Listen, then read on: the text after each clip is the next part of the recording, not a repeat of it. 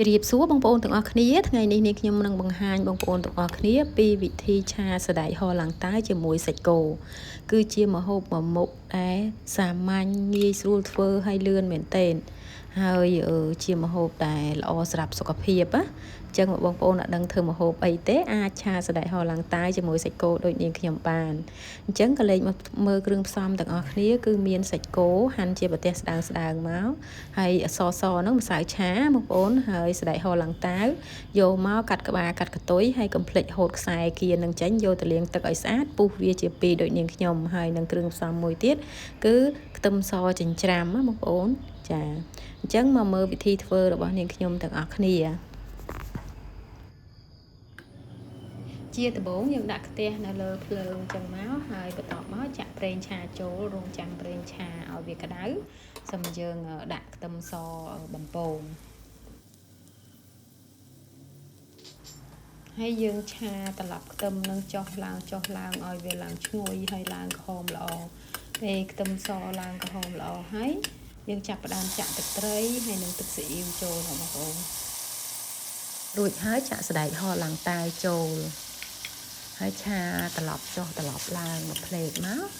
សិមយើងយកម្សៅឆាលាយជាមួយទឹកនឹងចាក់ស្រោចពីលើសណ្តែកហឡើងតែហើយម្សៅឆាលាយជាមួយទឹកដាក់ចូលក្នុងឆាហ្នឹងដើម្បីឲ្យទឹកឆាយើងរៀងខាប់កុំឲ្យរាវពេកបន្ទាប់មកយើងបង់រសជាតិមានម្សៅស៊ុបមាន់ហើយនឹងប្រេងខ្យងហើយបងប្អូនចាក់ចូលទៅលៃទៅតាមរសជាតិដែលយើងចង់បានណា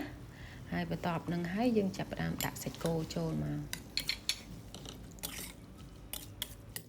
សាច់គោខ្ញុំដាក់នៅពីក្រោយបន្ទាប់ពីសណ្តែកហឡើងតាវគឺដោយសារតែសាច់គោបើសិនបើយើងដាក់មុនវាធ្វើឲ្យសាច់គោនឹងរឹងខ្សោះណាឆ្អិនខ្លាំងពេក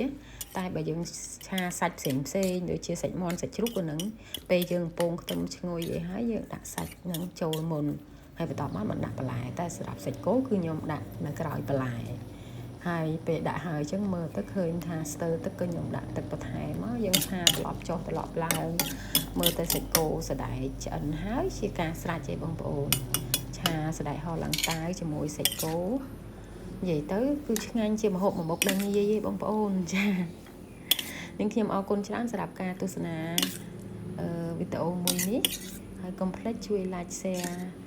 channel YouTube ឲ្យនាងខ្ញុំផងបងប្អូនហើយជួបគ្នានៅវីដេអូក្រោយៗទៀតជម្រាបលា